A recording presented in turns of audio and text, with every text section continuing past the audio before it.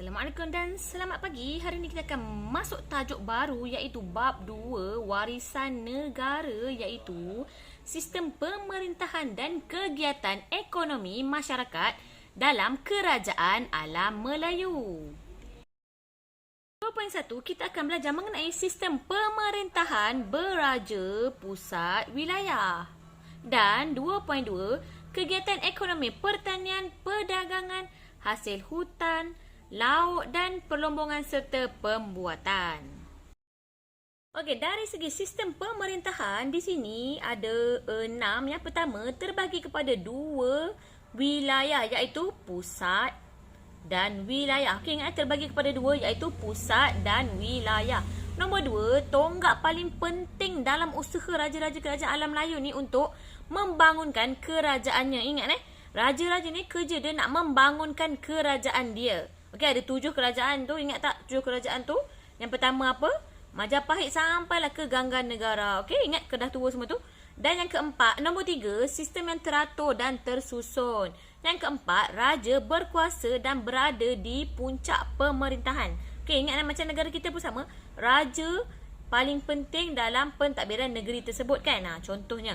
Okey, nombor 5, dibantu oleh pembesar-pembesar pusat dan wilayah telah wujudnya kestabilan di Kerajaan Alam Melayu. Okey, dan yang terakhir, nombor 6, 2 golongan utama dalam struktur sosial masyarakat Kerajaan Alam Melayu. Iaitu yang pertama, golongan pemerintah. Dan yang kedua, golongan yang diperintah. Ingat? Okey, kita tengok sistem kerajaan pemerintahan dalam Kerajaan Funan. Yang pertama, raja. Raja menggunakan pelbagai gelaran di Kerajaan Funan. Yang pertama ialah Kurung Benam ataupun dengan maksud dia Raja Gunung, ataupun yang kedua Raja Radiraja yang membawa maksud Raja Segala Raja. Yang ketiga ialah Cakrawatim iaitu maksud dia pemerintahan alam sejagat. Okey, ingat itu Kerajaan Funan. Okey, pemerintahan pusat dan wilayah dia, raja dibantu oleh golongan agama dan tentera. Di Kerajaan Funan, raja dibantu oleh golongan agama dan juga tentera. Okey, Funan dibahagikan kepada 7 wilayah lagi di mana ketua wilayah terdiri daripada putera-putera raja yang digelar sebagai raja kecil. Okey, yang kedua, Kerajaan Champa. Rajanya menggunakan sebagai Raja Radiraja. Okey, panggilan dia menggunakan Raja Diraja. Raja sebagai pemerintah yang mulia dan suci ketika itu Kerajaan Champa. Dan raja dikaitkan dengan dewa-dewa Siva. Okey, itu di Kerajaan Champa. Pemerintahan pusat dan wilayah dia, raja dibantu oleh pembesar-pembesar yang berperanan untuk mengutip cukai, menjaga keamanan dan juga mengukuhkan pertahanan. Okey, dekat Kerajaan Funan tadi, tentera dengan golongan agama yang membantu kerajaan. Di Kerajaan Champa pula pembesar-pembesar yang mengutip cukai yang membantu untuk pemerintahan kerajaan tersebut. Okey, Champa juga dibagi kepada 5 bahagian iaitu Indrapura, Amaravati, Wijaya, Kautara dan juga Panduraga. Okey, Kerajaan Angkor pula, rajanya menggunakan gelaran Dewa Raja ataupun raja sebagai dewa. Kuasa kedua dan ketiga terpenting dalam sistem pemerintahannya ialah Permaisuri dan juga Raja Muda. Okey.